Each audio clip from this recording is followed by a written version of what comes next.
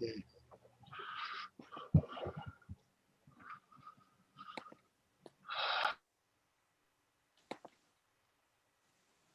Well, TC, why don't you just No, it's up right now. We're live.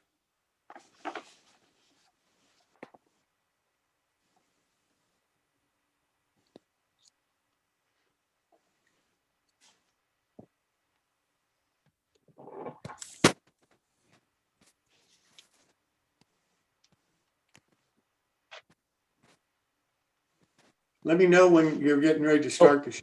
Go. We're ready. We're live. We're recording. Well, welcome to New Tracks Meetup. Thanks for coming back. Glad you did. Hope you come back often again and tell your friends about us. We have a website, newtracksmodeling.com. And if you'll please go to that website and register, then you'll get reminder notices for all of our meetings. And TC, I am not pinned. Our train show is coming up March the 20th and 21st. And if you could put up the placard, TC. It's at 1 o'clock in the afternoon, Eastern Standard Time. And we have 3 great sponsors. The Great Scale Model Train Show, Timonium, Maryland, MRH Media, LLC, and Soundtracks. Soundtracks is our newest sponsor. They just joined us a day or two ago, and I don't have their video yet.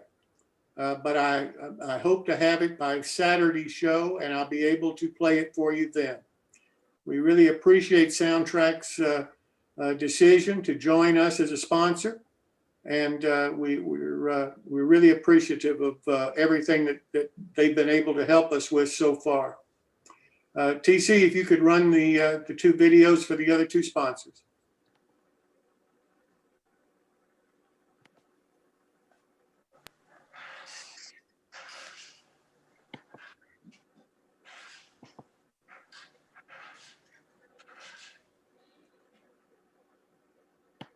Now remember, the iPhone was barely a year old at this point, That's the and wrong. the tablet would not be invented for another 2 years yet. TC, that's Here the in wrong. 2021, our vision. Welcome to model railroading via the internet. MRH Media Just a is minute. delighted to This be is a not sponsor working. of the New Tracks virtual train show. Why don't you stop it, TC? I'll come back to you when you get it set up. Let me continue. Our next My Bill is January the 27th, moderated by Chris Course. And we hope that a lot of you will share with us the models that you're working on and what you're building. We'd love to see it. It's been a fun time the last few times that we've done it, and we're really looking forward to Chris and the models that he's going to be able to show us on the 27th. I also want to mention we have a presentation coming up in front of the Association of Professional Model Makers on February the 17th at 1 p.m. Eastern. And I hope that a lot of you will be able to attend that presentation to learn about what we're talking about to the organization and what the organization's response to model railroaders are. We believe that the model railroad community, particularly the young modelers coming into our hobby, are prime candidates for positions with the companies that comprise the Association of Professional Model Builders. And that's the position that we're taking in our presentation. We're fortunate that we have 3 model makers who are model railroaders that we're presenting to the organization as examples of the kind of talent that is available in our community. So if you had a chance, I hope that you'll be able to join us. I will be posting a link for that presentation on my Facebook page and on other Facebook pages I belong to as of tomorrow. And anybody that wants to, who is a model railroader, can join in that presentation on Zoom at no cost. You don't have to join the association or anything. This is their way of trying to encourage members of our hobby to find out about them. And hopefully this is a baby step trying to relate what our capabilities are as model railroaders to their organization. So I hope that you'll consider joining in on February the 17th at 1 o'clock. Now I'd like to turn to Paul Thompson with his quick tip of the day. Paul?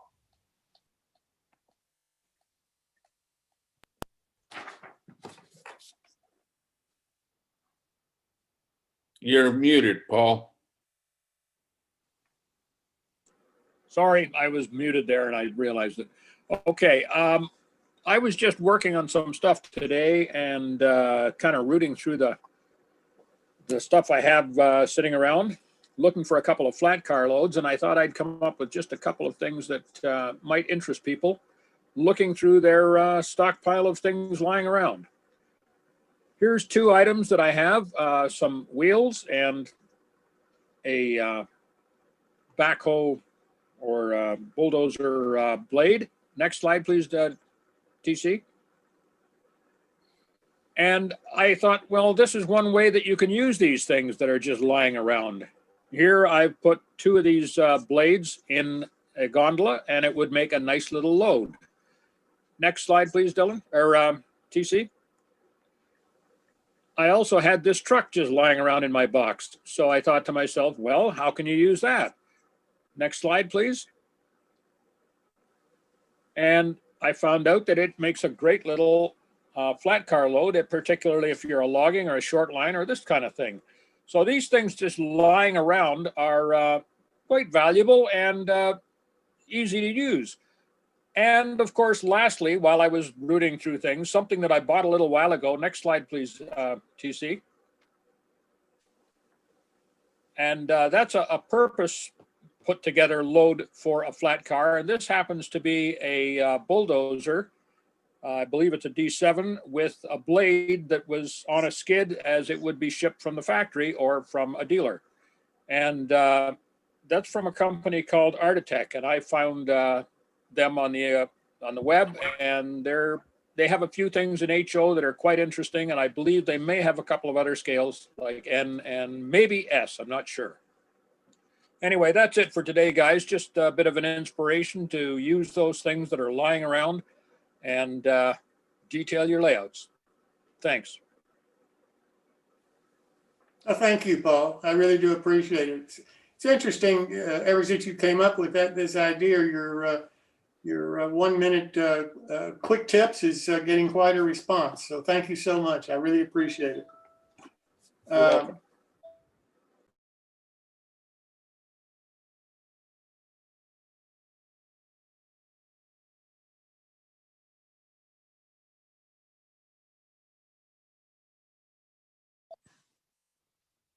Yeah. What?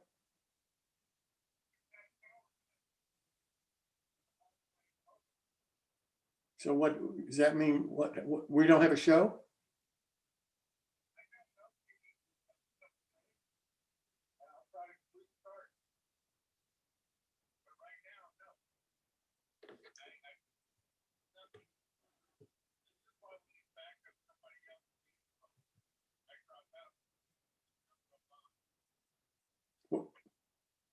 Well, just hang up from me and get it fixed if you can. There's nothing I can do, right? I mean, I can, no one can hear. Okay, bye.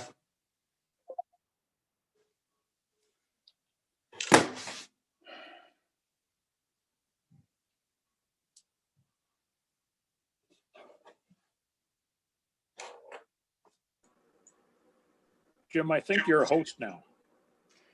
Okay, well, let me continue the show then if I am. Phil, I don't know how I share things with you. I don't know how I do any of this stuff. So let me just introduce you and you start talking and let's see if we can hear you. Because TC tells me that he's had a power glitched and, you know, he doesn't know what to do about it right now. So let me turn it to you, Phil, and let's see if we can continue this. All right, well, let me share my screen and see if it pops up for once. Oh, come on, share. Host disabled participant screen sharing. Wonderful. Jim, if I can Yeah. help you, if you're able to get down to where the little green screen share button is, next to that should be an arrow, and you can allow all participants to share their screen. And there's TC.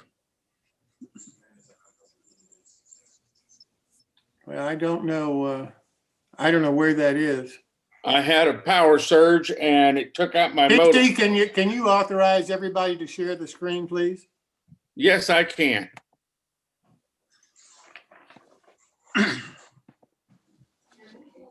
See if that helps you now, Phil. Okay. I really apologize for tonight, everybody. I mean, we're just having some technical issues, and I'm really sorry that we can't get this as smooth as it has been in the past, but we're working on it. Okay, I need a volunteer who will be a co-host so that we don't lose controls like we just did. Okay, this past weekend, I had nothing else to do, so I decided to start making it a new kit bash scratch built car. This is the lower section is a center flow hopper discharge bays from Blue Box Athearn cars that I kit bashed a long time ago, and I saved this part. And then this is an ON30 underframe. Now, why aren't you going? Oh, there we go. No, it's not allowing. What in the world? Well, let me go to the next page for some reason. Why? Your space bar is not working? It's not working. Zoom is expanding. What? This. No, Apparently, we're having Zoom problems in addition to everything else. well, let me do Okay, it. Phil, let me do this while you and TC try to straighten this out.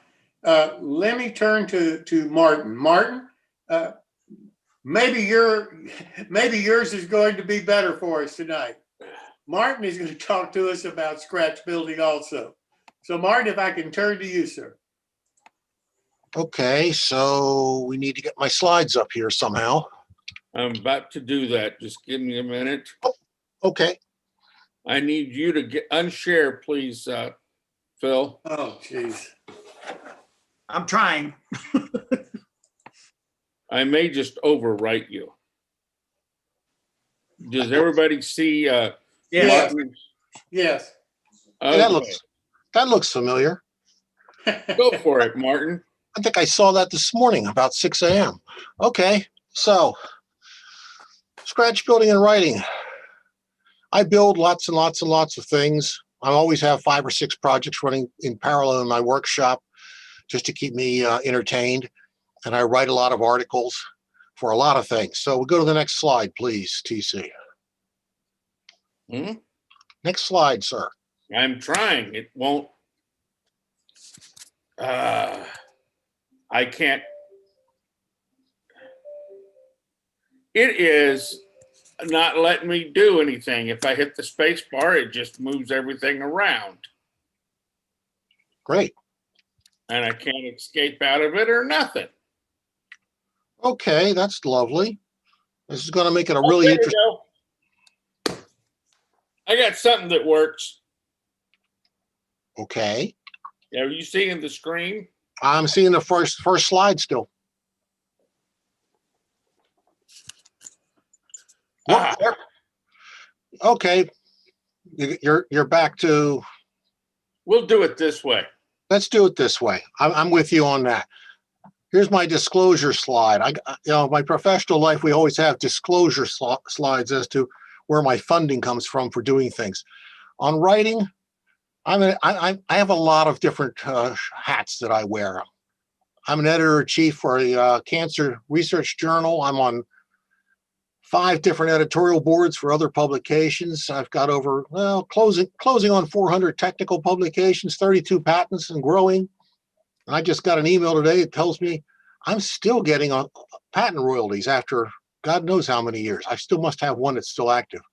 But I'm also the editor of O-Scale Trains magazine. So I do a little bit of writing there. I've been the Traction Action columnist there for over a decade. So I've been writing a column for that magazine for every issue except one, two, for about 12 years now, 10, 12 years. And I have several hundred now model railroading publications, and that just keeps growing because I just wrote 3 more this past week.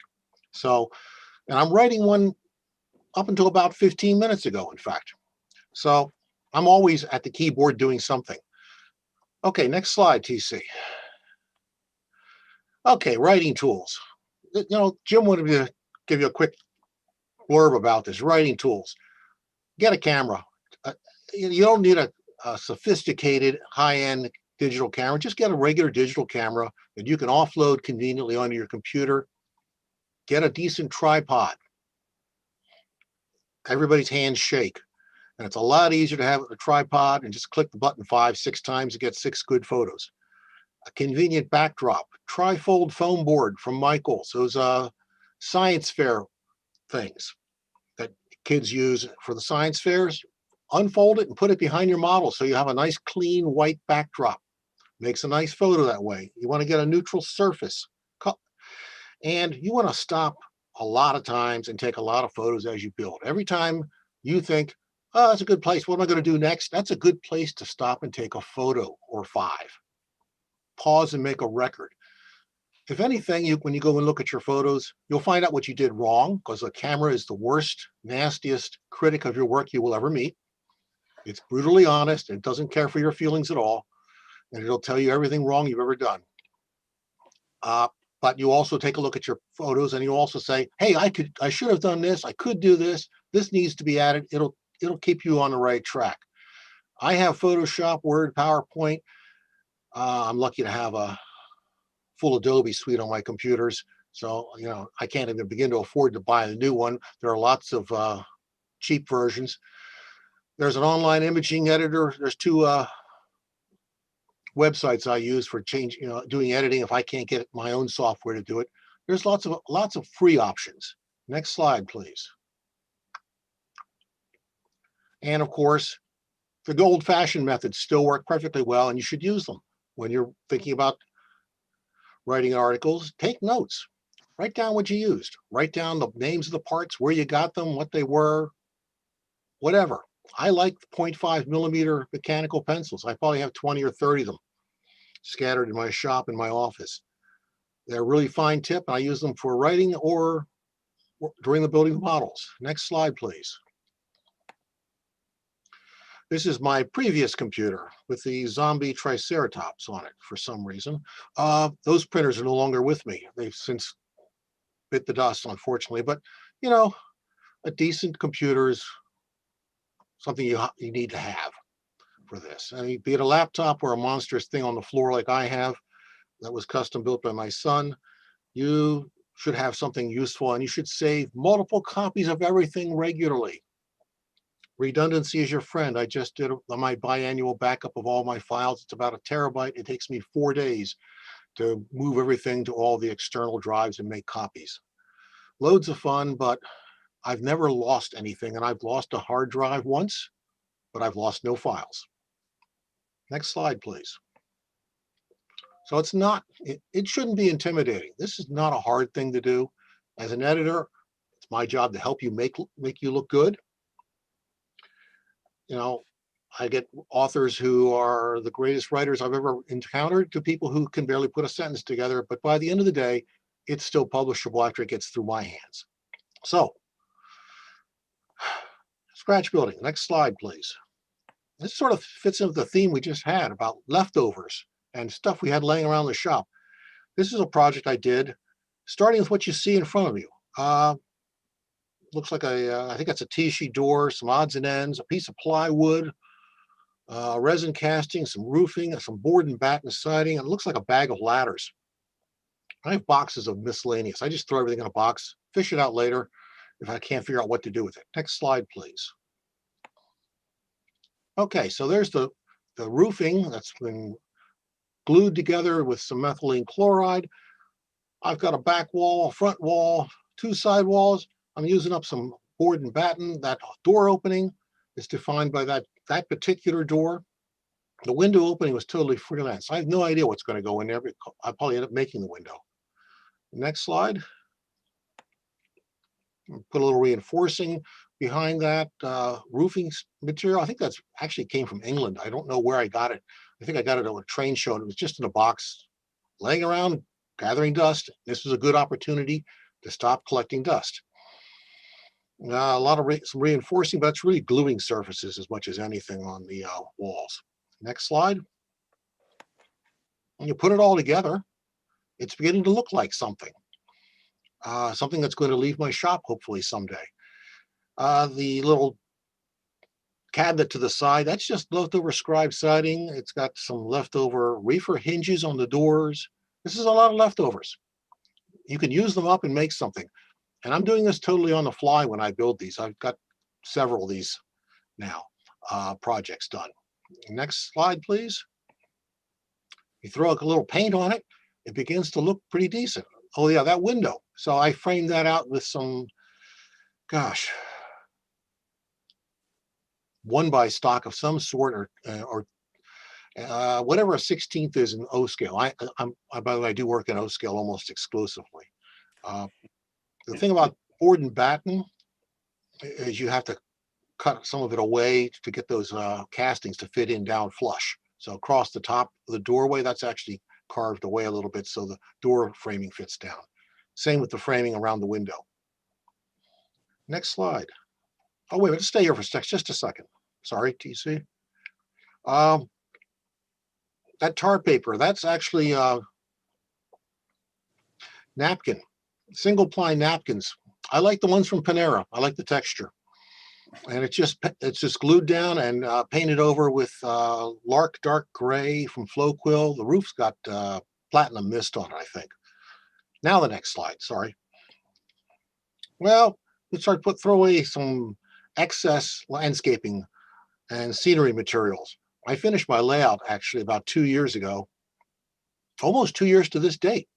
And I still have leftover stuff laying around in the cabinets, and they're looking for homes and ways to go away.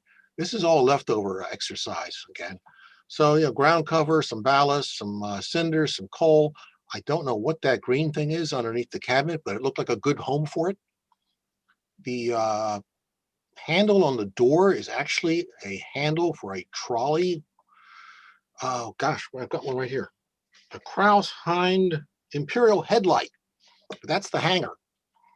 It turns out if you turn the hanger 90 degrees, it makes a door handle. I don't know why I had it without the headlight, but they found a home on this door. Next slide, please. Some more casting. There's that coal box casting painted up, and some oil cans, some other rubbish. Let's have one more slide. And all kinds of stuff around back. I like bright colors when I paint the cans and jars and stuff. I haven't really dusted this up yet and put a lot of other weathering on it. It's nice to see the bright colors at least at one point. I think that's just various ground covers, and it's all glued in place with matte medium type things. I like to use dropper bulbs for that because you have much tighter control over it. And one more slide and I'm done. That's how to find me at the end until next time. Because I forewarned you, I have many of these little projects that are sitting around in the files, and I'm easy to find if you got something you want to publish. It's O scale. And that's the end of that story. Well, Martin, that's great. Thank you so much. I really do appreciate it. That was great. Martin, I got a question for you. Sure. A while back, I put a post on my Facebook page saying, if you've ever thought about wanting to get published, send me something and I'll guarantee you I'll publish it. Period. Wow. And so I started getting responses. I got 15 different people that sent me stuff, and I'm writing about them. One of the articles is coming out next month. One of the things that I heard from people is, well, if we send you something, you say you're going to publish it, but if we send you something, will you do like these other editors and not even tell us that you got it? Not even answer our email? Are you going to be like that guy? So let me ask you something, Martin. How come the editors won't respond when people send you articles? Because they need to be fired. I mean, if you don't respond to your authors, you're just cutting your own throat at the end of the day. They're not going to come back and they're going to tell everybody else what you did. That's just bad advertising and bad marketing. You know, okay, I'm the only person that gets the articles for O-scale trains, and I'm getting them. I'm acknowledging them by email. Usually people send them by email if that's possible. When I'm getting in these, some people have these 40 megabyte, every photo is 40 megabytes. That's a little harder to email. So I'm getting flash drives or DVDs. But I send them an email saying, hey, got your DVD. I got it to open. Sometimes they don't open. And looks good. I'll let you know. I got to offload it, read it through, print it out, take a look at everything, make sure I can figure if it's all here or not. Not everybody sends 100% of what they thought they sent. And you got to communicate with authors. I mean, I've been in the publish and perish world for 40 years.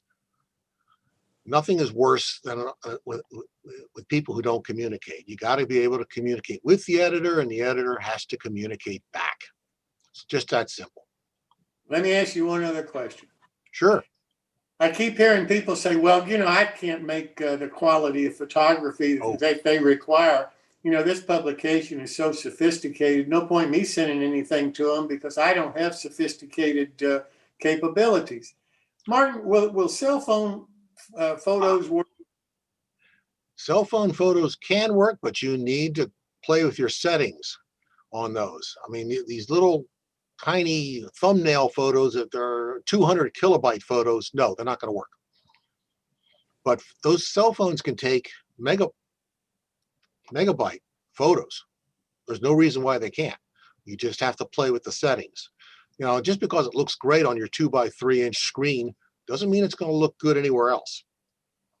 So I'm looking at 2 to 10 megabyte, 300 DPI to 600 DPI squared photos at minimum. Now that little Olympus camera I showed, that's what I use for about 95% of my own work. It gets me 2 to 3 megabyte to 6 megabyte photos. I can push it a little higher if I want to. But that's perfectly adequate. That's not a very sophisticated camera. I'll tell you, the most important part about it has been having a tripod. Because I get a lot of photos. I've gotten articles where people have sent me, gosh, one guy sent me 840 photos. It took a while to figure out what those were, but I would say 600 of them were out of focus because his hands were shaking. Just getting a cheap tripod, you know, they used to sell them at yard sales for 20 bucks, but just getting a cheap tripod is a game saver for everybody. And that backdrop suggestion I made, you know, what's a $10 piece of foam board that, you know, it folds up when you're not using it. I keep it in my shop against the one wall, and it's always there. And I have a blue, I don't know what to call it, a blue surface that I use underneath of it to take photos. And if I have the camera set right, that blue surface almost goes away.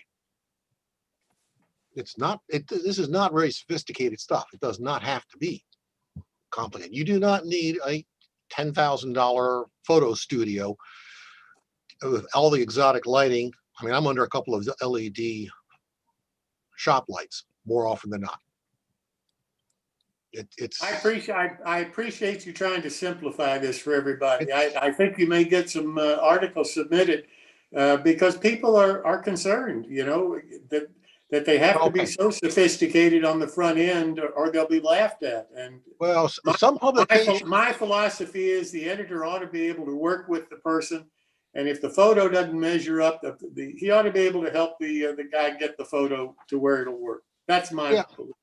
Yeah, there are some publications that have set very high bars on photography. Oh, that's, you know, I suspect they're doing a great job of screening out some good modeling that they would otherwise like to have. Yeah, I would agree with you. Thanks so much, Martin. I appreciate it. Glad to help. So TC, is Phil's material ready or should we? Phil, I don't have a copy of that, so Okay. I didn't know I was supposed to send it. I thought it would work. Let me try one more time, see if it will, if I can bring Okay, it up on fine. a share. That's fine. All right. Okay, we hit the share screen and we'll go this way and share. And then I don't know if I bring this up larger. Okay, view, nope, it's not gonna, well, we'll see. See if I can go to the next page. No, that doesn't work. Bill, I think we're going to have to come back to you next time and Yeah. hopefully we can get the technical issues resolved by then. But thank you so much for trying to get it done for us tonight. Oh, I can go off of these pictures here if I can share them. Yeah, you should be able just to click on the next picture and Yeah. it should come up. Now, now, every time I try and go larger, that's where we lose everything. It won't go to the next thing because it's not giving me the ability to share from the first page. let's skip it this time, Phil, and All right. come over to the house and I'll show you how to change it to a PowerPoint. All right. Anyway, let me thank you so much, Phil, for trying tonight, and we'll get you in next time. Thank you. No problem. Let me turn now to our featured modeler, Joe Fugate. Joe Fugate is the founder of MRH Media LLC. And he's going to talk about how to do a layout well. Now, Joe told me before I introduce him that I need to tell you that he likes a lot of questions. He likes to get a conversation going and hear what your thoughts are and hear what your questions might be. So please don't hesitate. Anytime during his presentation is fine with him. And this is just some guys sitting around talking. It's basically, I think, how Joe would like this to be. So Joe, with that said, I will turn it over to you, sir. Okay, so can everybody hear me? I can. Okay, that's good. All right, so let me try sharing my screen here. So let's try that. So hopefully everybody can see the presentation here. So I'm going to talk about my layout and what I learned, and hopefully there'll be some things in here that you can use to do a layout well also. So as was said, I'm certainly open to plenty of questions, and so go ahead and interrupt me anywhere along the way and let's talk about it. So this is basically what I'm going to cover, and I'll just blast right past this one. And I had a layout that filled a basement, called it Siskey Line 1. But in talking with my wife, we realized that we would like to sell the house in a few years and move to a rural location, move the business with us. But you can't really sell a house with a layout in the basement. At least I've never known anybody who's been able to do that. And my current layout also was started in 1991. So as we got to talking about it, I said, this is dumpster fodder in the basement.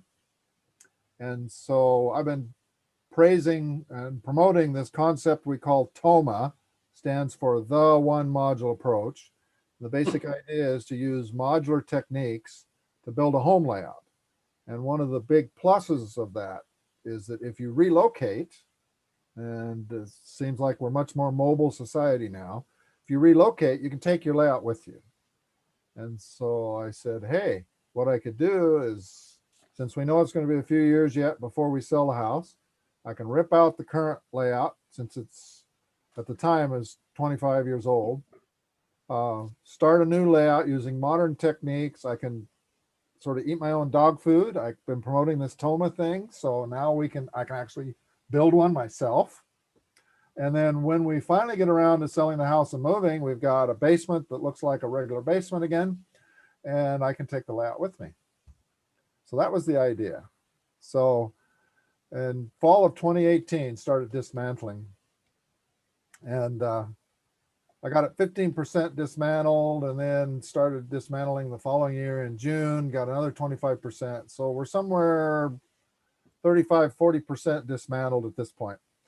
And I'm redoing it using the one module approach. I'm calling it Line 2. So let's talk about what I did right, and then we'll talk about what I did wrong. Okay, because I got a good number of both, actually. So one of the things I did really right that was really satisfying for me was I picked the prototype that got me interested in railroading. And the Layout Design Special Interest Group, LDSIG, as I call them, they did research and found that a lot of people find that their most satisfying modeling comes if they model what got them interested in trains in the first place. So for me, that was living next to the Southern Pacific Siskiyou line in Southern Oregon. So that's the prototype I picked. And I have a lot of rail fanning memories and photos from the 80s. And they were still running cabooses in the 80s. And it still said Southern Pacific on the side of the diesels. And so I did that. And I also freelanced the Coos Bay branch because I have a freelancing itch. And in my historical research, I found that they were originally going to build the Coos Bay branch instead of building it up the Oregon coast and over to Eugene. They were actually planning to build it from Coos Bay to Roseburg, which is a central town on my layout in Southern Oregon. And they called it the Coos Bay, Roseburg, and Eastern. So I'm proposing they actually built this thing that they never did build. And so then that makes Roseburg a focal point of my layout. So one of the things I did is I love the shadowbox look. And I made the separation between decks only 12 or 13 inches, which turned out to be perfect. It was ideal. And I get online, I see people designing multi-deck layouts, and they're, excuse me, they're doing things like 18 inches, 24 inches between decks. And I'm going, oh, no, no, no. That is way, way too much. You do not need that much separation between decks. You only need about a foot if you do it right. So, and the beauty there is to get between decks, usually you have a helix. Not always, but a lot of times there's a helix. And when it's 24 inches between decks, there's like, 15 tiers on that helix. And the problem with a helix, I have a 2-tier helix to get that 12, what's left of the 12 or 13 inches between my decks. And that 2-tier helix goes from the upper deck to the lower deck, which is the branch line, the Coos Bay branch. And the Coos Bay branch runs the length of one wall and back down the middle of the basement. So it's quite long. But that 2-tiered helix is a third of the length of the branch. That's 1/3 of the branch is in that helix. Problem with the helix is they're huge. And so a 15-tier helix to climb 24 inches, your train will be in there for 10, 12 minutes. And that's just, try running your model trains with your eyes closed. That's what running trains in a helix is like. It's just not fun. So I did this right. Another thing I did that I ended up really liking is I used spline roadbed. You get really nice natural easements, good vertical curves, because you can't, the spline in my case was like 7/8 of an inch thick.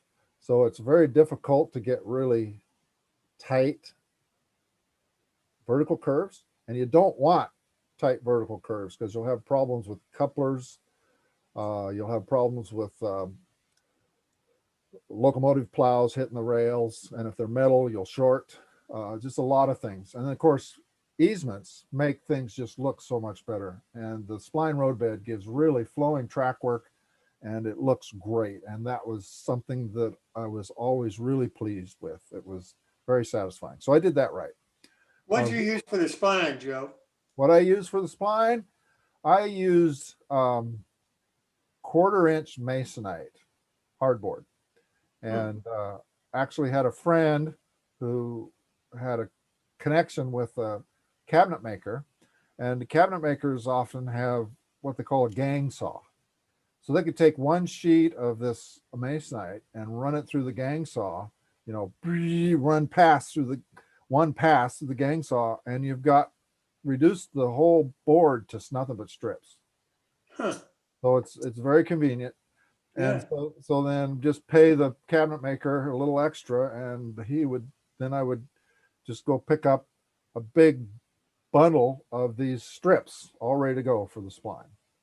And then How many strips did you use? I use 5 strips across, and it's the width to the end of the ties. And then I would take one of the strips and I would rip it down the middle at a 45-degree angle on my table saw. Yeah. And then I would put that on the outside edges. So now we've got a total of 7, right? You got 5 in the middle and then 1 on each edge. That's at a 45. And then it's shorter than normal. So it actually creates a nice lip for attaching the scenery. So that gotcha. you get a nice ballast slope on the edges as well. Thank you. So great question. Another thing I did right was visible staging. I detest hidden trackage. The longest tunnel on my layout, other than the helix, is about 18 inches. So that's how much I like hidden trackage. And even on the 2-tier helix, the second tier actually pops out into a mini scene that's about 18 inches long. And so tunnel portals on each side. And so the train will go around one tier, and basically just as the caboose is disappearing into the tunnel on the bottom, then the locomotives are coming out in this little pop-out scene as the train begins the second tier of the helix. So I actually see the train and monitor its progress up the helix. So when the caboose disappears into this mini scene, excuse me, the locomotives are coming out at the top. And at the top was actually just a deep cut with trees and stuff. So it'd come out visible again. So that way I could always see the progress of the train, even in the worst of the hidden trackage was a helix. But I made the staging visible staging, and that turned out to be a really good idea. It just worked really well. I made it very easy to stage the trains between sessions. And going forward on Siskiyou Line 2, I'm going to have visible staging as well. In fact, I'm going to go one stage further. I'm actually going to scenic the staging. So I will ballast the track and put a little bit of scenery, you know, some bushes, some static grass, whatever, maybe a few yard debris details, that sort of thing, just to make it look so it's not quite as much of a shock when you go from the scenic layout to the staging. It'll actually look like it belongs. But yeah, visible staging was exactly the right thing to do. My helix, minimal helix, as I mentioned. A 2-tier helix, it's still a third of my branch, as I mentioned. And my helix is substantial. It's 40-inch radius, 1.75% grade. I started with the idea that helix, hey, it's hidden trackage, so nobody will care. Let's make it use the minimum amount of space possible. So let's make it 24-inch radius. I'm running diesels anyway, so not that big a deal. And we'll do a 2.5% grade on this 24-inch radius helix.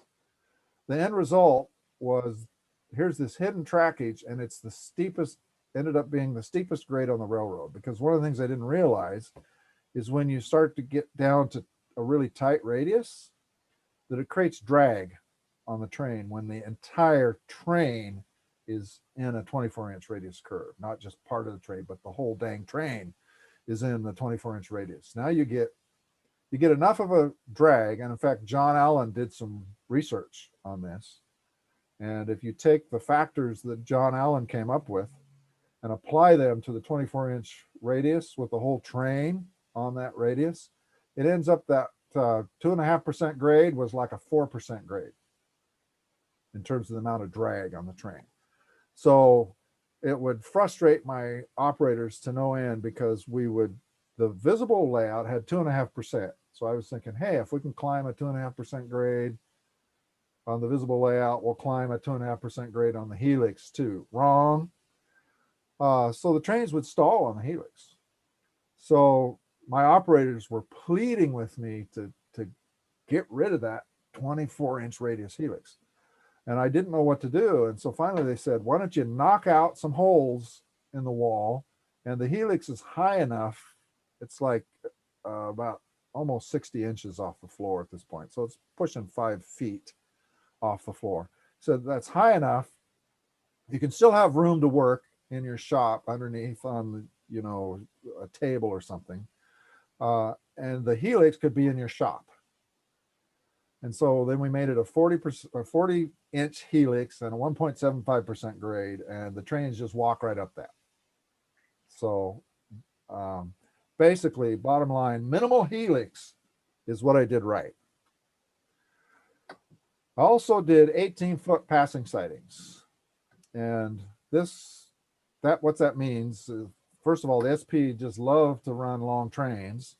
And so if you think about it, there's 3 locomotives on the point. There's 2 water cars behind the locomotives. They always have when they're going over grade. That's by order of the Forest Service. 28 cars and about 10 cars from the back. You got a 2-unit helper set and finally a caboose at the end. And when we made a train of that length, and you can see a picture of it here, it was 2 water cars too long from fitting into the siding.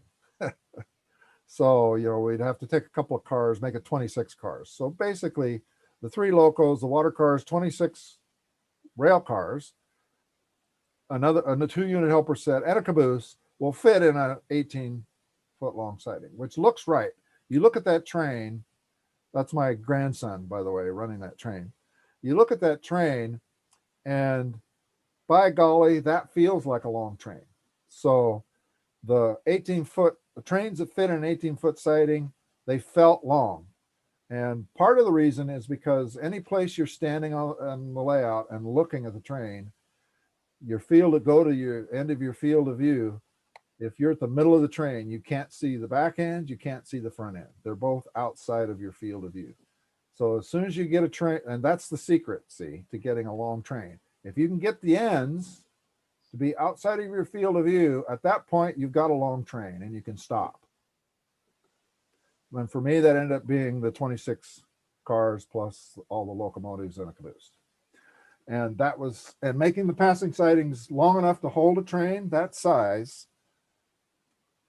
perfect. It worked out great. Now, not every passing siding needs to be that long, but at least we had 2 such passing sidings on the upper deck that were that long, and we had 1 passing siding on the lower deck that was that long. So the dispatcher would always arrange meets at those passing sidings. Another thing I did is I used a long serpentine peninsula design, and there's been all kinds of studies about this. Lance Menheim has written about this, and it turns out that if you do the example that's shown on the right, where you've got a long serpentine sort of design and not a lot of peninsulas, you actually get 10% longer mainline run, and you get 50% more linear track. And if there's anything that real railroads despise, that's curves.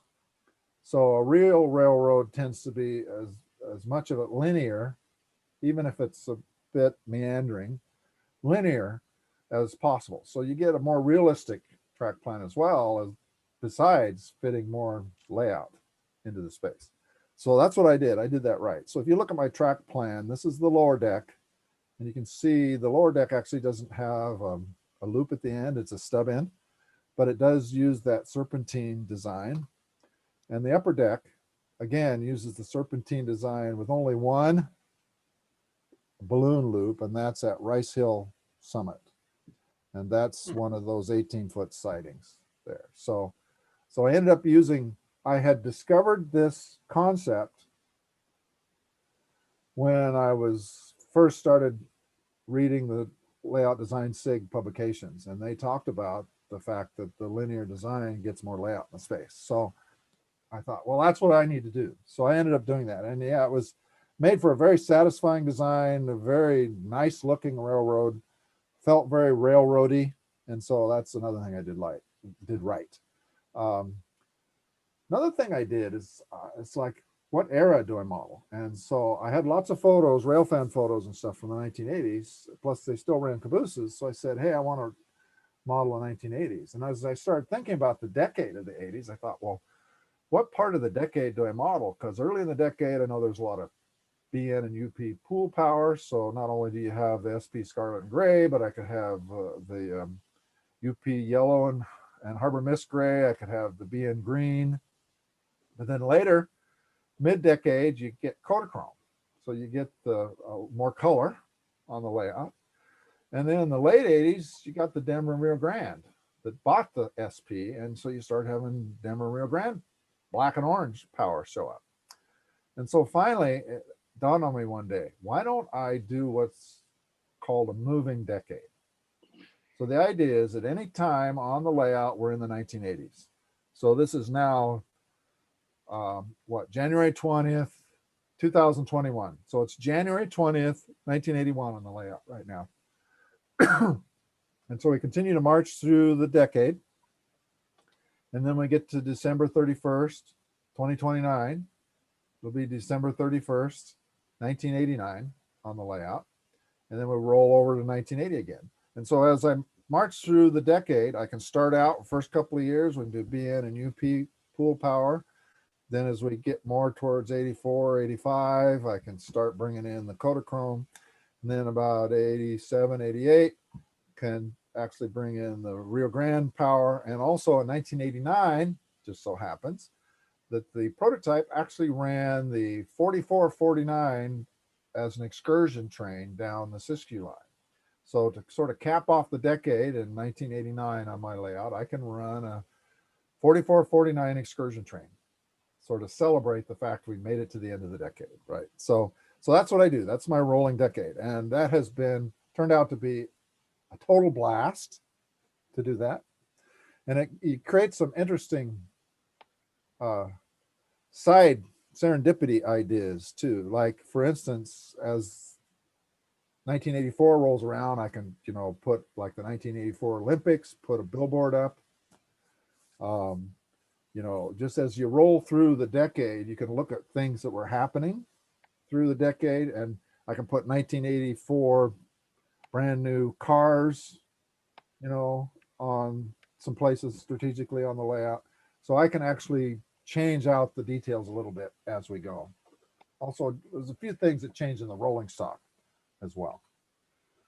So one of the things that kept the whole Siskiyou line alive in the 1980s was the Dillard mill facility. This is a mill. It's a forest products.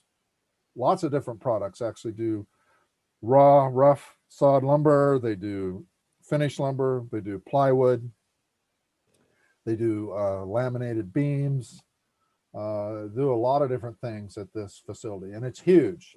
If you go down to that facility, they're closing it down now, unfortunately. But back in its day, you drive past it, and it's 1.1 miles long. I, charted it on my odometer on my car. So it's massive. So on my layout, this is a one industry that will hold 50 rail cars, and that single industry on my layout is 12 feet long. So it's obviously compressed, because if it was 1.1 miles, it'd be 66 feet long. But even at 12 feet, that's one impressive industry. I never got to the point that I got all the structures built for it, but even with all the track that's there, and the guys that would draw this job, is called the Dillard turn. It was also, there's a named point just south of Dillard, because if you know anything about track warrants, they go to a named point, and wherever the last named point is, if there's a turnout there, you don't get authority to that turnout. So they would actually go to the next named point south of that turnout, which was Dole. And so they would call it the Dole turn. And the railroaders nicknamed it the Fruit Loop because of Dole pineapple. So anyway, it was a blast to switch. And people that didn't know a lot about switching and the tricks of how to be efficient with switching, this one job could take the entire 3-hour operating session to switch all the cars, you know, because they basically turn around 20, 25, 30 cars at the facility. Remember, it holds 50 total. If they were really good, you could get it done in half a day, which is, you know, about an hour, hour and a half. And so it was just really interesting to see. And it was so much fun. Just fun to watch people switching it. And also when I got to switch it, it was a lot of fun. And so the new layout definitely going to have Dillard on it again. Another thing I did right is I rewired the layout for short management in 2000, and I used 1156 taillight bulbs at the time. The idea is you just stick one bulb on one of the feeders and you bust the layout up into train length blocks. And then you don't have any more of these who shorted the layout cries that you often get on a DCC layout. Before I did this, people would be running a train and they'd, you know, run a turnout thrown against them the wrong way, not paying attention. And then boom, everybody stops in a great big chunk of the layout.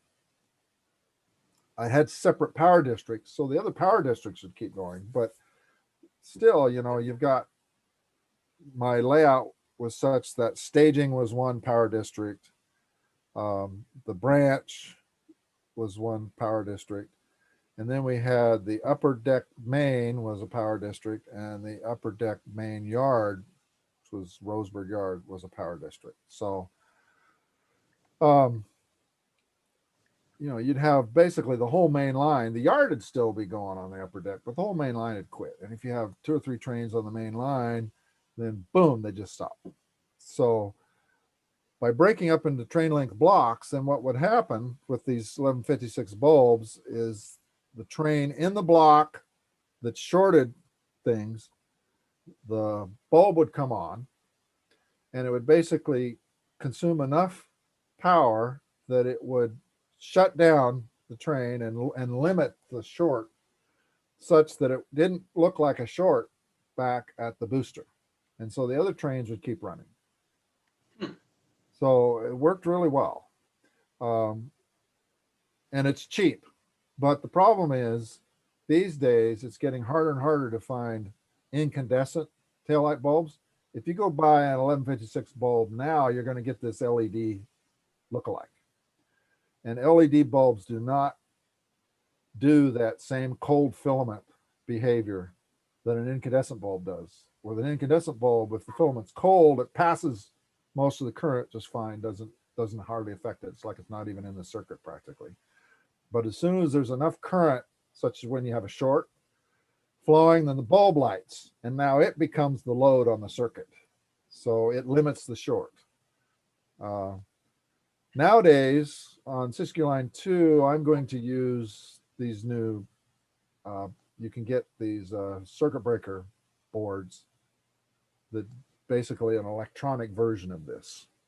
But that was the right thing to do, boy. That made running the layout so much better to have that short management. And the side benefit was all you needed to do if somebody go, hey, what's wrong with my trains? You just say, look at your feet. Are they lit up? Then that means you're the guy that just shorted something, buddy. So it made it very easy to see where the shorts were too. Another thing I really did wrong was I never designed for signals up front. And I tell you, retrofitting a layout for signals later is an absolute total pain.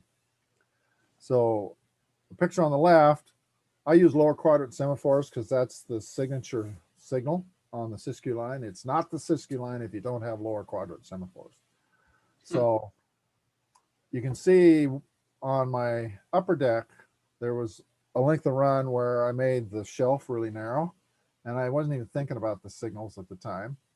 And then I came back later and went, oops, it's not wide enough for the signal that's in front of the track. So I had to actually build this little bubble out to give enough shelf so that I could actually fit a semaphore there.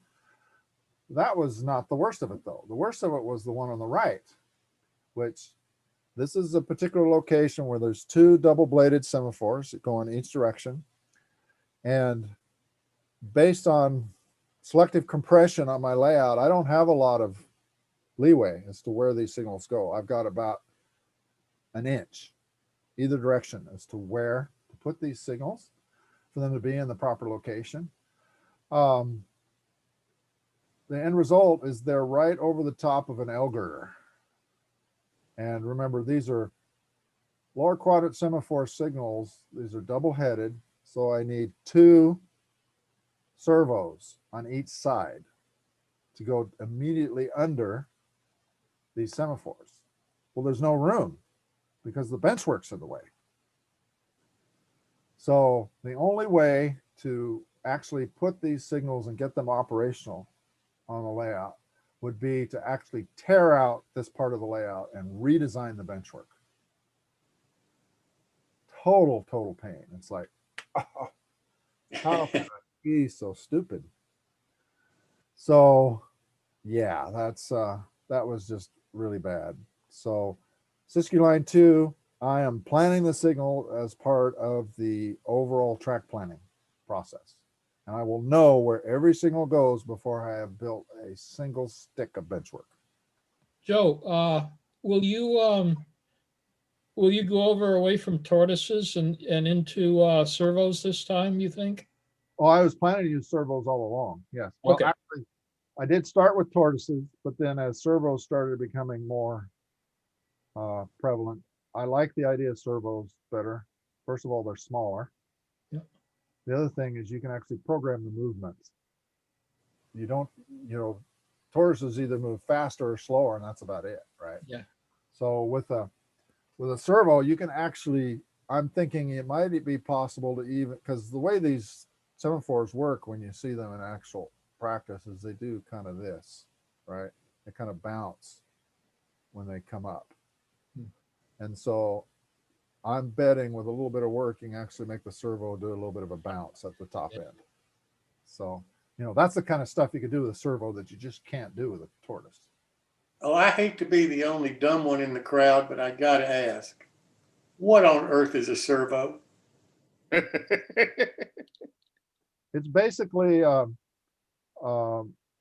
motor that's been designed and wired so that you can, and it often has some gearing included, so that you can do very precise movements back and forth with the servo, because it will drive an arm, some sort of lever.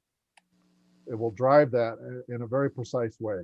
So for instance, in these hard disk drives that you have on your computer, they use servos because, we're talking a precision now where, you've got these little 2.5 inch or whatever it is, hard disk drives, and you've got what, a terabyte on that thing. And those servos need to be so precise that you've got, say, thousands of tracks on that magnetic surface, going from the middle out in concentric circles. You need a servo to be precise enough that it can drop that head right over a single track while that disc is spinning. So that's what the servo does. It gives you very precise, it's basically a fancy motor, basically what it is. Where do you buy this? What do I buy to replace my tortoise? First of all, there are vendors that sell servos for turnout control. And so you can if you look at some of the vendors that advertise in model railroad hobbyists, for instance, like Tam Valley Depot, they sell servos. I believe Iowa Scaled Engineering, they sell servos. The reason why servos have become so plentiful and easy to buy and inexpensive for hobbyists, because number one, robotics. Robotics has become a real hot hobby. And so servos, that's what's moving, that's what makes our C3PO, right? That's what's supposedly moving him or making him ability to move. That's what gives these robots the ability to be animated and move their appendages and do things. They're using servos. Another hobby that uses servos a lot is model airplanes. Those servos, they use those to move all the airplane control surfaces, right? And they're really tiny. You can get really, servos the size of my thumbnail. Yeah, I'm actually showing, I got small little servos and all that. And yeah, it's pretty much when you get basically from the RC hobbies and all that.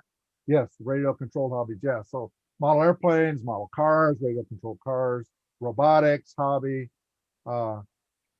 lots of, fortunately for us model railroaders, there's a lot of hobbies that are using these servos. And so the end result is there's a huge market for servos, and they're also benefiting from the fact that electronics starts out costing more and ends up costing less over time as they build them. So yeah, you can get a lot of really inexpensive servos now of every size you can imagine.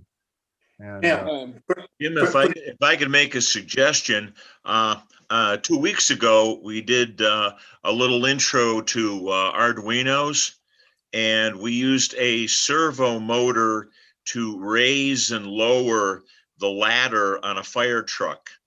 And that would be the same motion that you would incorporate in operating a semaphore signal. It's raising and lowering of a lever to create the motion. And those were all came from a radio control hobby shop for aircraft. yes, and in fact, another thing that's really hot in Europe is HO automobiles. And we're talking automobiles that, the wheels can turn and be, the cars can be maneuvered and driven just like a full-size vehicle almost. And yet it's HO scale. And so those are using teeny tiny servos to do all of this magic. well, let me ask you this. So what we could do then on our model railroad, we could use these teeny tiny servos in the automobiles and the trucks on our layouts, and we could have a moving highway in effect. Yep. And there are some the most obvious example is the big, I'm blanking out at the moment. What's that big Wonderland or something? That big, Wonderland. big train layout in Germany. Yeah. They have vehicles that are set up like that. They've got vehicles, they've got airplanes, all kinds of stuff. For instance, Jim, you do trolleys and stuff, right? Yeah. You can actually get a servo that's called a continuous servo. So it doesn't just go back and forth, it goes round and round. And you could put a teeny tiny one of those, say, under the floor or hidden inside, and have it pull your trolley pole up and down. I'll be darned. Yeah. They've me got ask them so small now, they're doing couplers with them in N scale. So it's like, Joe, you got to be out there talking to a lot of people about this. Who can I invite on the show that could really talk about servo in a way that an average guy like me might comprehend what he's talking about? Well, any of these guys that are talking here that are experimenting with servos, the Arduino and the Raspberry Pi guys, they're playing with servos all the time. So any of those guys, also the vendors, Tam Valley, get Duncan McCree on here and have him talk about servos. You can also have the Iowa Scaled Engineering guys have one of those let me ask you that, if you don't mind, when you get a chance, can you send me an email of those two guys that you're talking about, and maybe an email that I can contact them? Because I would really like to get somebody that really can try to put this in perspective, because I've never heard the term servo before until you brought it up tonight. Really, I mean, I heard it the other night when we were talking about the Arduino and the fire truck ladder rising, but it didn't dawn on me the capability that these servos must have. I've never run into them in model railroad. Yeah, another person we might get for you to talk to is Jeff Bunza. Jeff Bunza is Yeah, I've tried to get a hold of him and he didn't respond to me. He's like a PhD electronics engineer guy, and also. Well, I tell you, if you can give me an email or a telephone number, I'll call him up. I would really love to get somebody like that on the show and just have them talk about the capabilities here. So, like example that Jeff did is he took one of these Athearn cranes that's on a rail car crane for, used for fixing derailments and different things. And he fully animated that crane using servos and like an Arduino. And yeah, so everything moves, and he can like pull the car up. He can raise the boom up and down. He can raise and lower the hook, and he can literally fix the derailment just by sitting there and operating his little crane that he put together. I'll be darned. And now you don't need these Raspberry Pis and Arduino. You don't need all that stuff. With the servos that you're talking about, you can sit there and have a great time with that crane just with the servos, right? Well, you do need a little bit of circuitry to control them so that you don't get jitter and all kinds of other weird stuff. It's not how you do the old style way of model trains with the rheostat and direction switch.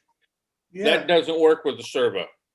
Servo is got 3 wires, and it's controlled off of pulses. Yeah. So you got to have something to generate those pulse signals. Probably it's a lot closer to DCC than it is DC. Right. And so you can either get a custom board that's made for controlling the servo, and we're talking a little bitty board, a little bit larger than a postage stamp almost. It doesn't need to be really huge. There's a little processor on it to make the pulses and stuff. Right.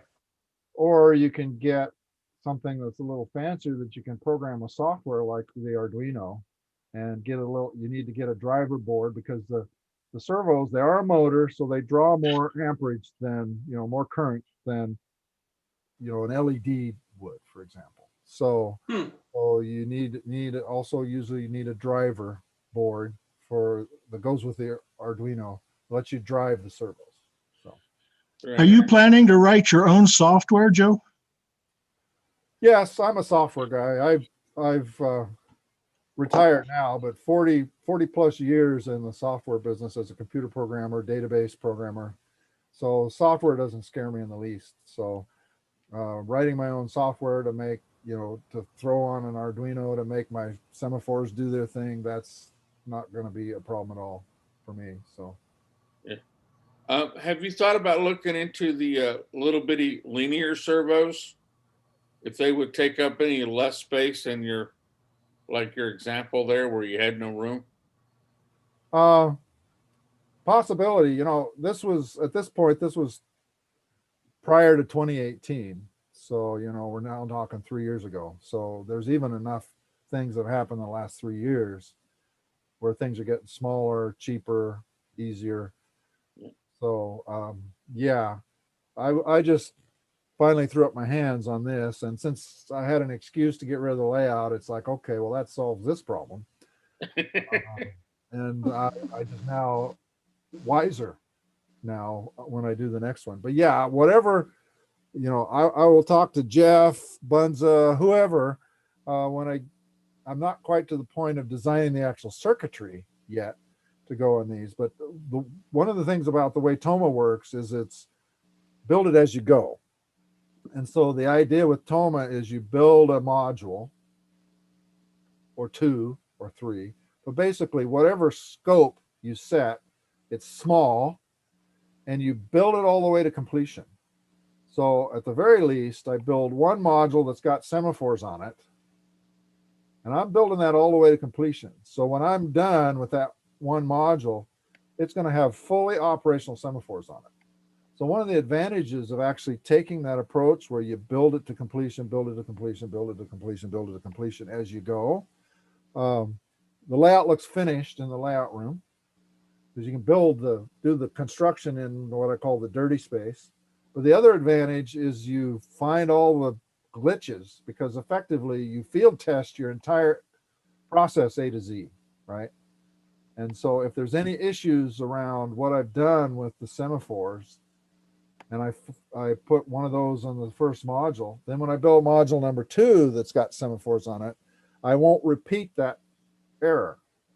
Part of the problem with sort of taking the monolithic approach to doing a layout like has been done in the past, you basically build all the bench work, lay all the track, wire all the track, then you come back in and you know, at this stage where I've had some basic scenery in a lot of places, whatever, I'm trying to put the signals in now. And then I find out that back in step 1, when I was doing the bench work, I made some boo-boos. So basically you can, with Toma, you can find the issues early, and finding those problems early can really help. So that's one of the advantages of doing Toma. So yeah, great discussion, guys. And yeah, this was one of those. I like your Toma concept for another reason, because people that don't have a basement right now, that envision a large layout at some point in their life, doing what you're talking about with the Toma concept, they can have an operating railroad right now. It's not as big as it ultimately be, but they can certainly have a lot of fun building it and operating it, and then include it later in a larger railroad. Yes, as a matter of fact, I'm almost done with this presentation. I'm going to stop sharing for a moment, and I'm going to bring up a different presentation. Not this presentation, but it's one I did on Toma, and I want to talk about it since we're talking about Toma. And I mentioned tangents are fine on this conversation, so we'll just go there, okay? So let me bring this up.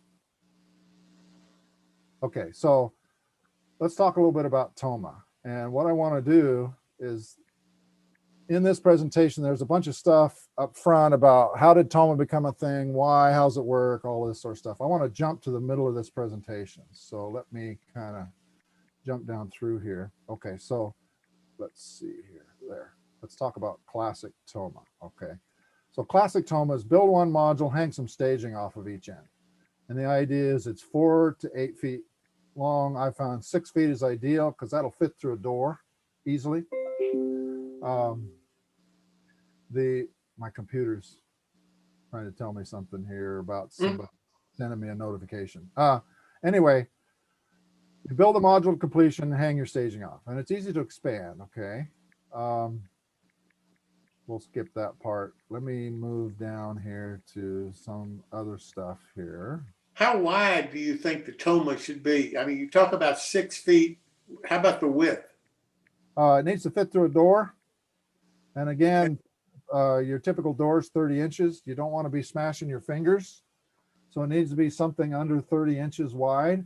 I've settled on about 24 inches wide by 6 feet long as a sort of the optimum module maximum dimension. Okay. One thing I have settled on too, though, is curved modules. With a curved module, 6 feet long is too long because it's so awkward that it gets in the way and it's hard to maneuver around things. So on a curved module, you need to make it 4 feet long, no more than 4 feet. So that was one of these aha discoveries I've made as I've started to work on Siskiyou Line 2. So let's talk about Toma, because you know, you talked about beginners or people that don't have space for layout. You start thinking about Toma, what I call Toma with a twist. You can do all kinds of things with Toma and still have modules that you can use later that you can incorporate into a larger layout. So for instance, let's say you build 2 modules and you want some running distance between them. So you can just add a little temporary curve. And so there you go. Now you've got some running distance between towns, and you just put this temporary piece in. Obviously you could replace it later with curved modules if you want, but this will get you up and going quick. Here's another twist. You want continuous running? Build a module, put some curved ends on it, and put your staging out here. So now you've got staging and continuous running. One of the complaints with traditional classic Toma was that, you know, it's a couple of stub end yards. And what if I want continuous running? So there you go. You can do that. Or you can, you know, why not have 2 modules? You can do 2 modules. You can make one of the curved ends a curved staging yard. So you can just keep on doing things. Or you want continuous running and more towns, just 2 towns with some curves on each end. So there, as you start thinking about it, there's a lot you can do with Toma, and you've got a couple of modules that can be part of a larger layout later. So, you know, it's very future proof, right? So let's talk about the 4x8, because people say, hey, I've got a 4x8 space. I want to start with a 4x8. Fine. You can do a Toma in a 4x8 space. So this is the same footprint as a 4x8, but it's a 4x2 foot module. So you basically 2 4x2 foot modules put together and then add a curve on each end. And now you've got 2 4-foot modules you can use in a bigger layout later. So you don't have to haul the 4x8 to the dump when you start the next layout. You've actually got stuff you can save and use. Or just make it a slightly larger footprint, go 10 feet instead of 8 feet. And now you've got a 24-inch by 6-foot module, sort of the perfect ideal module size. And you now have 2 6-foot modules you can use later in a larger layout. And in my case, which I will talk about back in my other presentation, I'm actually doing, you can do Toma modules as dominoes. You've heard the domino concept. David Barrow came up with that. Basically a flat square that you then put track on and scenery and so on. You can do that sort, and that's very similar to like Fremo modules and whatnot. But you don't have to follow a particular modular standard with Toma. You can do kind of whatever you want. But anyway, you can also, my version of Toma, I'm going to do the shadowbox style because I love the shadowbox. So basically my Toma modules are going to have a backdrop and a lighting valance as well. And so I talk about that more back in the other presentation. Let me go back to that other presentation.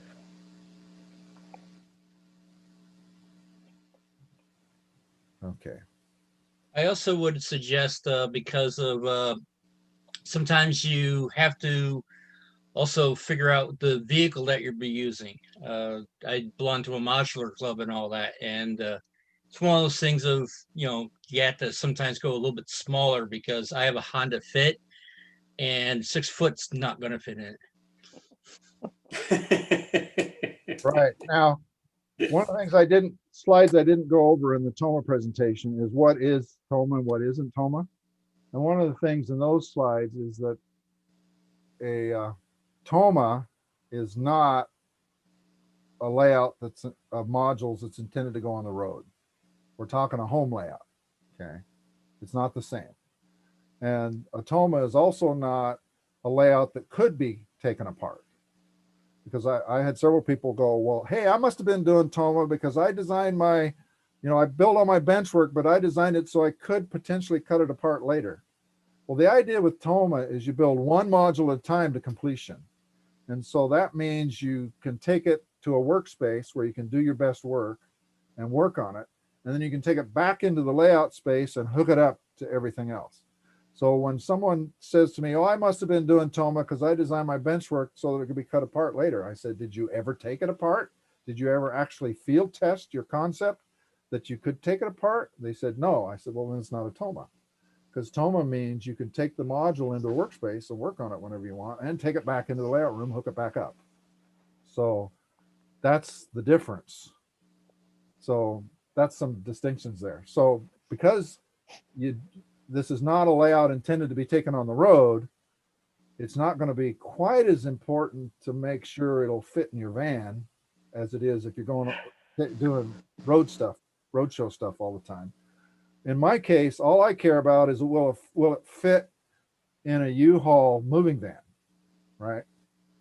The modules.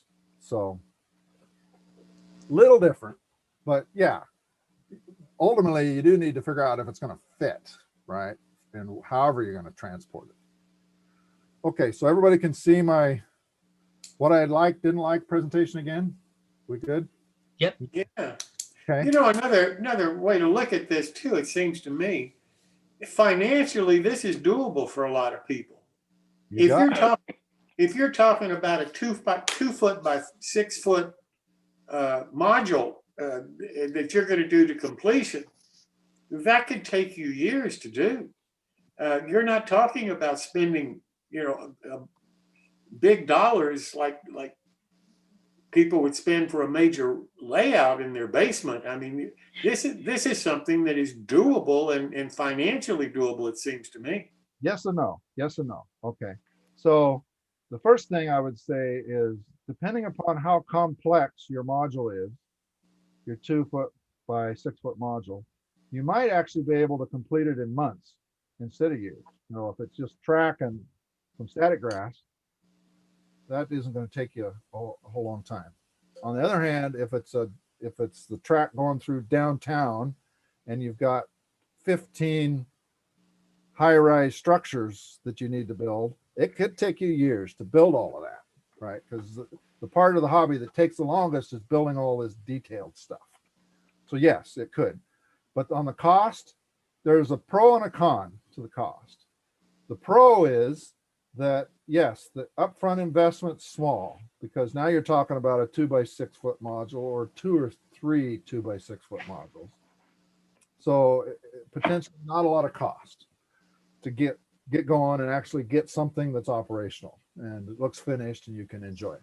The flip side of that is, if you build, let's say you're going to build an entire basement empire as Toma modules, but you're going to do it a piece at a time, you're going to end up paying more than you would if you had the bulk efficiencies of filling the whole basement full of bench work, filling the whole basement full of track work, wiring the whole thing, right? Because you could buy huge rolls of wire and get a bulk price on the track and so on. So it is going to be less efficient to build a large layout using Toma. It will be less efficient.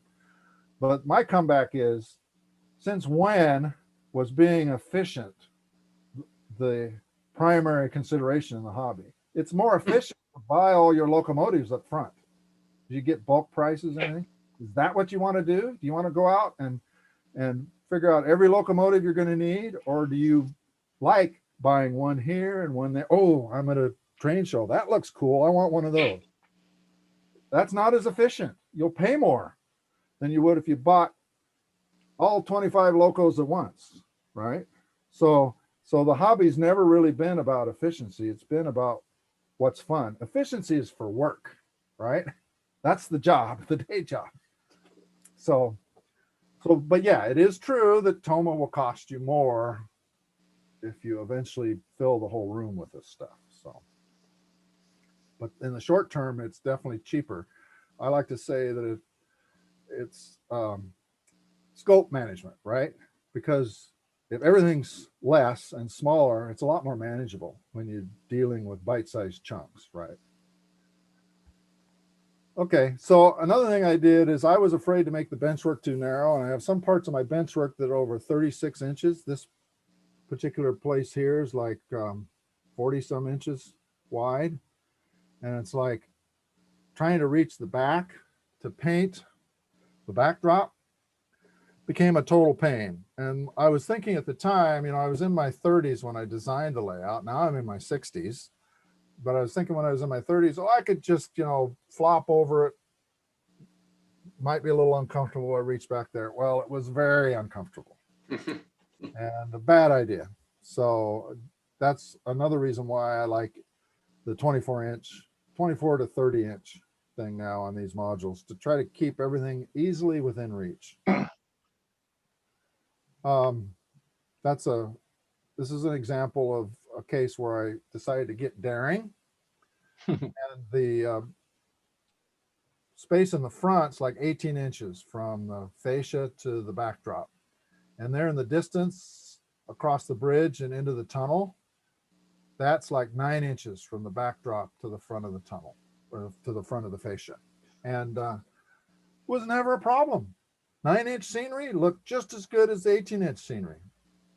And so it's like, you know, with some care, you can make 18-inch or 9-inch wide scenes, and they look pretty good. So you don't have to have these huge wide scenes. Here's another one.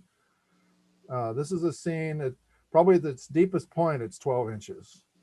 And the deepest point's like the crick there that runs under that trestle. But yeah, a lot of this scene's like over on the left there, that's like somewhere between 6 and 9 inches wide. But with high bench work, because this is probably somewhere around 55, 56 inches off the floor. That's fairly high. That's about middle of my chest height. Looks great, and you don't need a lot of depth, and it still looks great. I didn't have enough distance over Rice Hill Summit, which is the major grade on my layout. So here you have a picture where the caboose is at the bottom of the grade and the front of the train's at the top of the grade. And it just was just too short. So on Siskiyou Line 2, I'm going to have a real grade where the caboose isn't still in town while the locomotive's peaking the summit. I also mix different brands of commercial track, and a bad idea. And I also use commercial turnouts, and commercial turnouts. The one big problem with commercial turnouts is that they have mass production tolerances, which means that some runs of the turnouts will not be in spec to the NMRA specs. And it's surprising the number of turnouts you find, commercial turnouts, that are out of spec. So that means you can't just slap the turnout down on your layout and have 0% derailments. You'll actually have issues. One of the other things I noticed is that we get what I call derailment amnesia.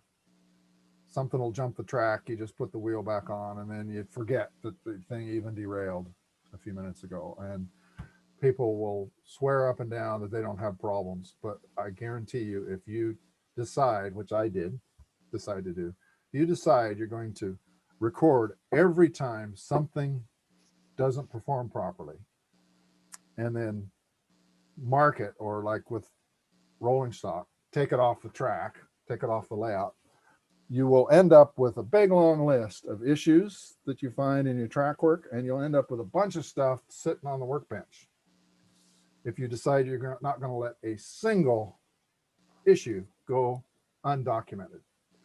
That's an interesting experiment to actually try that and see how many issues you really do have. So anyway, you either need to tweak the turnouts so that you get 0 issues with the turnouts, or you need to do jig build. Or, you know, yes, you can do them without the jigs, hand lay them yourself, but that's a lot of cut and fit, and it's slower. The jig build is fast and efficient and creates a lot of replicated product with similar specs. So I use Central Valley tie strips and fast track filing jigs for mine. I have an whole article I did in September 2011 called The Poor Man's Turnout Method. So that's the turnouts I'm using now on Siskiyou Line 2. I used a mushroom design on Siskiyou Line 1, and the raised floor was a total pain to build. It was sturdy, plenty sturdy, but just because of the way that I built it, it was creaky and noisy. And I could have You know, if I'd build it more like you build a house, which would have cost more because I would have used heavier materials, still even more heavy materials. It could have been made solid enough that it wouldn't make noise, but now it's expensive, even more expensive. So the raised floor was a pain. So Siskiyou Line 2, no mushroom, even though I love the mushroom design. Siskiyou Line 2 will be single deck. Also, the main yard at Roseburg ended up being just a tad too high. It's because of the ceiling height limitation in my basement. It's 7'6" ceiling. I couldn't go too high on things on the lower deck, or anyway, the end result is to create the right amount of spacing and the right height and not make the raised floor too high. You know, I would have loved to have been able to make the raised floor another 4 inches higher. Anyway, it was 58 inches, and that's right at or above armpit level. 58 for most people. And you can see Brandon on the left, it works for him, but Jeff Schultz, who's shorter on the right, he's really stretching to try to get that 58 inches. The ideal yard height I've found is about 54 inches. Anyway, below armpit level.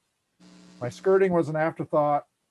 I tried to attach it with staples, didn't have any room for any hardware to attach it. It was just ugly, ugly, ugly, ugly. And then of course, I didn't think through some things as far as work conditions and spacing. Like I have some duct work that went over the yard, and I never thought about being able to drill holes and things like for feeder wires and stuff. I can't even get a drill in over the track in that space. It's like, oops. Dead frogs. I started out with dead frogs. They became less okay over time. Sound locos would cut out over them, even though the loco would roll over the dead frog fine. As far as the motor, the sound would cut out. Now with Stay Alive, that's largely been eliminated. But did you know that if you get a number 5 yard ladder, that the frogs, the dead points, the frogs are evenly spaced so that each end of a tunnel motor is over a dead frog? So it's like, oops. So I decided to power the frogs on the Siskiyou Line 2 and use frog juicers, since those automatically determine the proper polarity, and we'll switch it, and they're non-mechanical. So I never built enough structures for the first layout. Had a lot of bridges, but I also had a lot of brown plaster. Never quite got it finished. I want to do more structures. So then Toma, which I mentioned already. One of the things about Toma that's interesting is you can work it on the module at a workbench. So some people have built this rotisserie, or A-frame-o-matic, as some have called it, where you can actually have these hinges of sorts, these support hinges that you can have in your workspace, so you can tilt the module any direction, so you can work on it.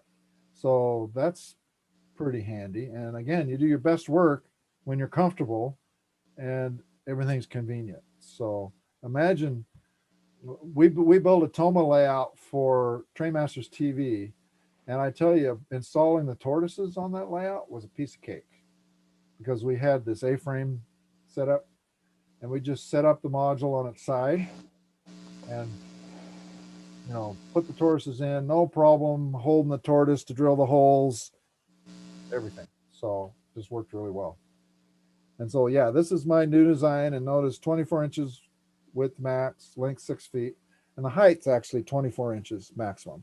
Now, the other interesting thing about the shadowbox style is you don't even need one of those A-frame rotisserie things. You can actually just put this on a regular table. And so if you need to work on underneath, it actually, you know, you can just tilt it, right? And it'll lay it back on its backdrop, turn it completely upside down and put it down on the valance. And you can work on the underside of the layout just fine. And you don't even need a rotisserie to do it. What do you make the backdrop out of? I'm about to talk about that. Good question. So I'm using 1/2 inch pine plywood with torsion style bracing. So I actually will put a flange on it. You know, like an L girder creates a flange, it creates extra stiffness. So put some flanges on this to create a torsion style bracing. I put 1x2s in the back to support the backdrop. Then I put 1/4 inch plywood on the backdrop. And 1/4 inch plywood, if you set your table saw just right, so you kerf about 1/8 of an inch in. So you create every inch, you create a kerf in places where you need to bend the backdrop.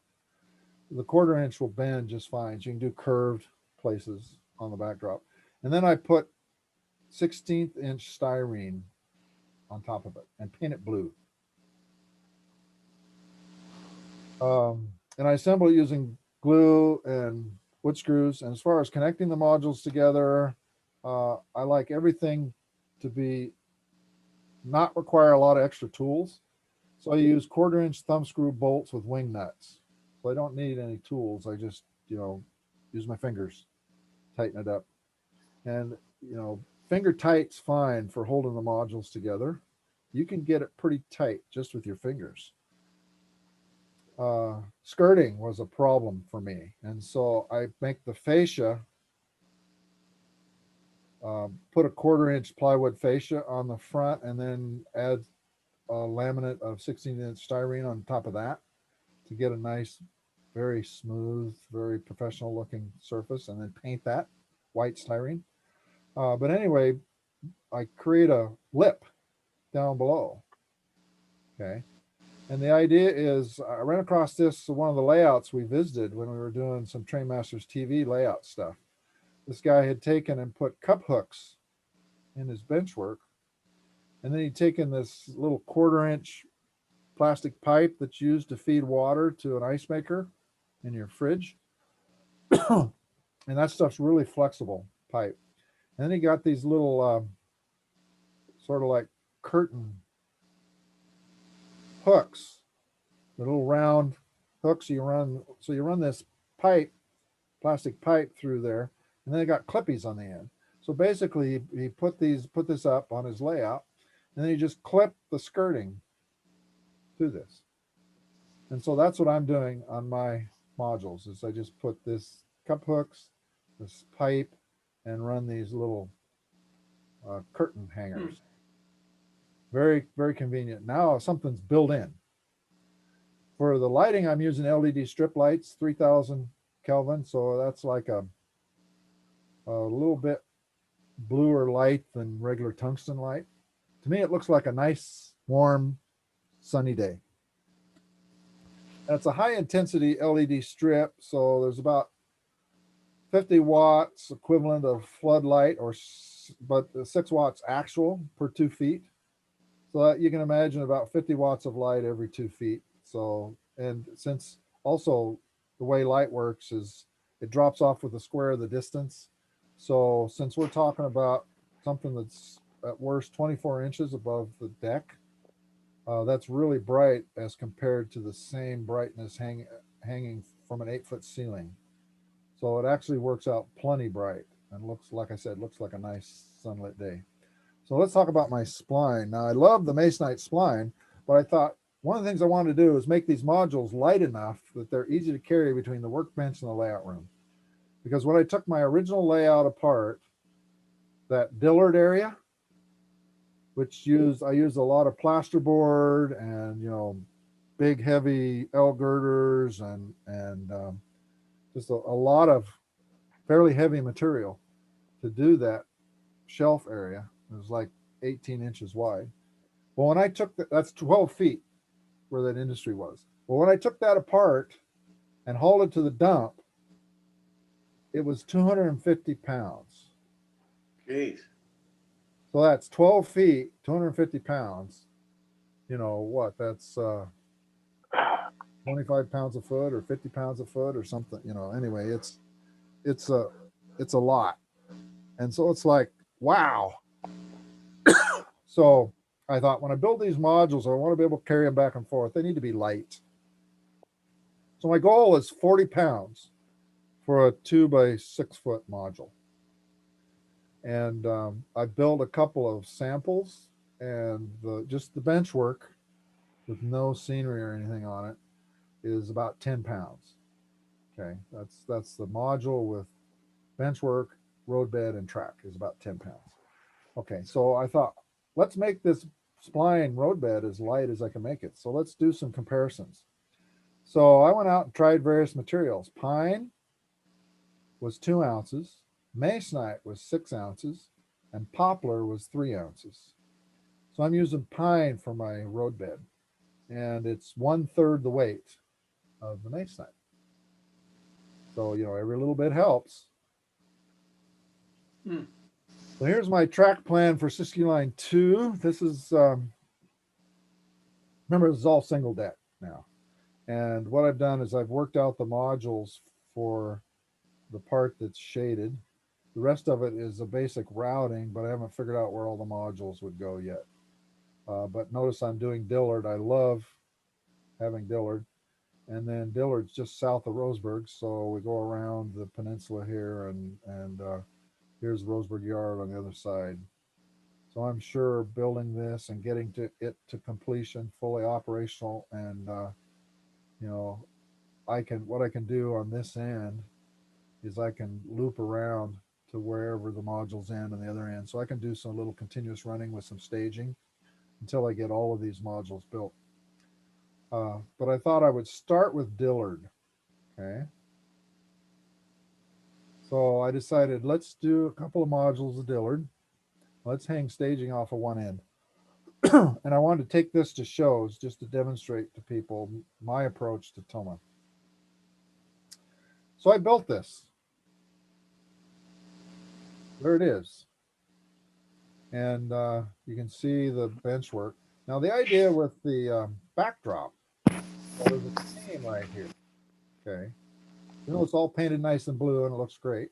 My idea is I would eventually come back in and make a photo backdrop. And one of the modelers who appears a lot in Model Railroad Hobbyist, Mike Conflone, uses photo backdrops. And he just puts them up with double stick tape. So you can take it down later if you want. And so my idea is, you know, build several of these modules, find some strategic place where we could have a seam behind a tree or a structure or something, and then build a panoramic photo backdrop that covers several modules and just tape it up so that, you know, later if I decide to move, I just take the backdrop down. Then I'll have a seamless photo backdrop as well. So that's the thinking there. But I did this. Some things worked, some things didn't. I was deliberately very experimental, pushed the envelope in a lot of ways with the different things I was doing with this. And so like some things worked and some didn't. So based on my learnings, I'm going to build this again, these 2 modules. But now the 2 modules look different, see? Basically that 6-foot curve module turned out to be a total pain. So there's the joint right there. And I'm making the curve module 4 foot now. 6-foot curve module, just too darn long. 6-foot straight module's fine. So I redesigned this to lengthen the straight module a bit, and I shortened the curve module. So I'm going to do version 2 here and do some other things. So a different approach on the bench work and so on. So this was the initial 2 modules set up outdoors. You can see the joint here. Started out trying to do PVC pipe legs, too wobbly. I could not ever get all of the wobble out. So I finally went to 2x2s with 1x2 bracing and a small plywood plate at each of these joints to add additional bracing. Rock solid sturdy, little more stout, but still removable legs. The other thing I found is that the full shadow box means that getting all the modules to line up really well is extremely tricky, because now you've got a 4-point alignment problem. Everything up here's got to align, everything in the backdrop's got to align, everything's down here's got to align, you know, so you got, if you're just doing a domino, you just need to get these to the top, basically the top surface here to align, you're done. Well, the problem I found is you get this top surface to align, then your backdrop's out of whack and your valance is out of whack. So something needed to give. So I started out trying to use butt joints on the trackwork. That's what Fremo does. And it didn't leave any room for getting everything else to align. So what I decided to, here's an example. This is a butt joint. And you can see, even though everything else looked great, see what this track alignment looks like? It's off. Even though it's not a lot, it's off enough. That's a very bumpy trip over this joint. So one of the things I did at staging is I actually created a joint with a section of track. This is the fixed track on staging. This is the fixed track on the module. And then having this floating track in the middle made all the difference. So I thought, you know, I'm just going to do floating joints. So here's what I'm looking at now. So the track will come up to the edges, you know, within an inch or so of the edge. And then I'll use these Gap Master PVC ties, put those down, and then just put rail joiners here and just have the track float at the module joint. And that'll give me a little room, you know, again, it doesn't need to be much. You can be really, really close, such that ironically, even the fascia looks good, the valance looks good, the backdrop looks good, but the butt joint still didn't align. So it's like, what's going on here? So, and I won't solder these. And so that's kind of it. That's sort of Siskiyou line 1 and the Siskiyou line 2. As I've mentioned, I built the first test bed modules, learned a lot, and now I'm basically looking for an opportunity. It's been tough because with the whole pandemic, we had to lay off a bunch of people. And so basically my wife and I were running the whole business, more or less. And fortunately, things have turned around for us, and we're doing pretty good now. But a number of the people that did work for us before went on to other things, which is fine. You got to feed the family, certainly. So now we're bringing new people back on. We've got to train them all. And so now, instead of working less hard, I'm actually working harder than ever, because I'm doing my work plus helping train the new guys. So once the dust finally settles and we finally get back to more normal staffing levels and I have some time again, then I want to start on version 2 of the modules. And what I want to do is I want to document all this stuff on Trainmasters TV, our video channel on the web that we do. Basically go through and demonstrate all the things I learned with version 1, and here's how I'm doing version 2, and sort of give you a step-by-step process of what I'm doing. Joe, I got a bit of a trivia question. Where did the name Siskiyou come from? Isn't that a county in Northern California, not Oregon? Right. The mountains in Southern Oregon are called the Siskiyou Mountains. And the SP official name for that route, once they built the line over Willamette Pass into Klamath Falls, the official line for the official name for the secondary route became the Siskiyou line. So that's what SP actually calls the line, the Siskiyou line.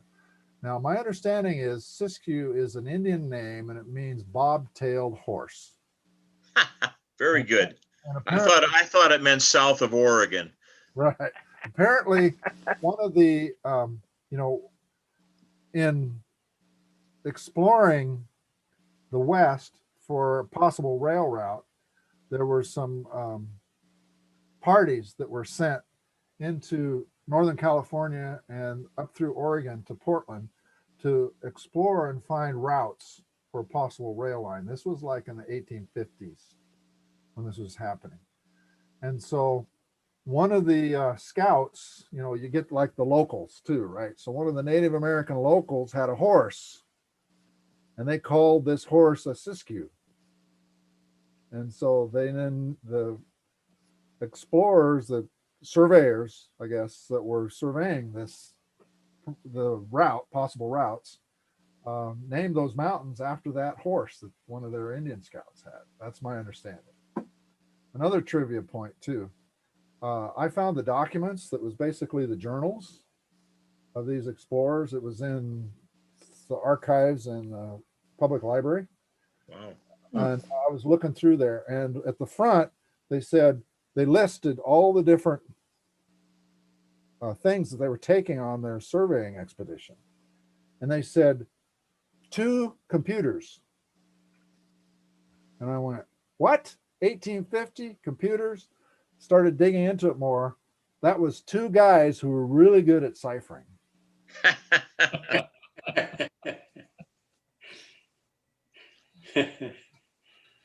Well, Joe, I want to thank you so much for being here tonight. I mean, this has really been fantastic, and the time and effort that you spent doing this for us, I really do appreciate it. And I hope that when you make your video and everything, I hope you'll spare us some time and come back and share with us your successes and failures of your next project, because this was just fascinating to me. I learned an awful lot tonight, and I'd never heard of Toma before, as I'd never heard of servos before. So thank you so very much for all your help tonight. Oh, you're welcome. I enjoyed it. I think he needs a good host. Yeah, I think he does. Yeah, where do you think we might find one of those there, Clark? I don't know, but I'm rather far away and snowed in tonight. Well, you know, we're doing virtual clinics now. So. I know. We should. Well, let me before we start going down another rat hole with Clark. Let me try to finish this show up, and then we'll open it up, and we can talk about all this other stuff. I do want to mention one thing that I neglected to mention before, and it's about our train show. We're doing some different things with this train show that I hope everybody is really going to enjoy. One of the things that's encouraging to me is we're getting a lot of support for what I'm calling our door prize program. And the sponsors have been very supportive. And so far, the modelers that I've talked to have been very supportive, the vendors. To give you an idea of the kind of prizes that are going to be available to you, one of the prizes will be 1 table for a vendor at the next Great Scale Model Train Show event, whenever that is. Another prize will be a free life member attendance pass for the Great Scale Model Train Shows as long as they exist. You'll be able to go for free.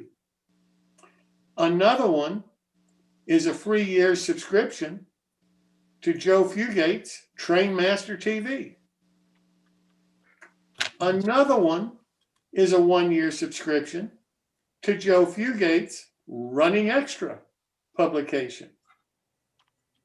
Another one, and this comes from Barrett Hill Trains, is a touch tone direct bass system that'll operate up to 4 tortoise type switch machines. So, you know, the people that are supporting the New Tracks Train Show that's gone virtual, I can't thank enough for their support for doing these kind of things.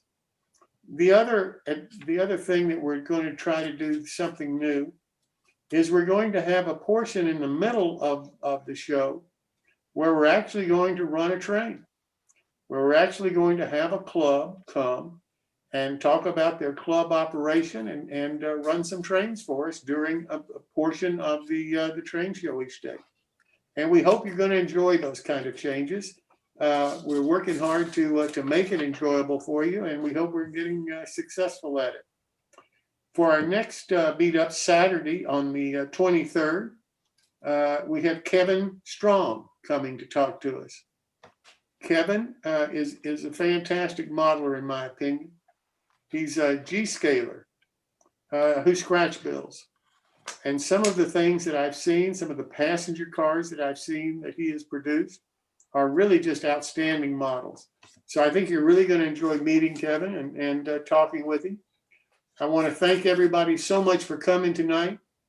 I hope you learned something. I hope you've enjoyed yourself. I apologize again for the technical problems that we had. And we'll try to get those fixed for sure before the next show. So I hope you'll come back and give us another chance. And thank you so much for being here this evening. So Okay. TC, we can close it down as far as recording.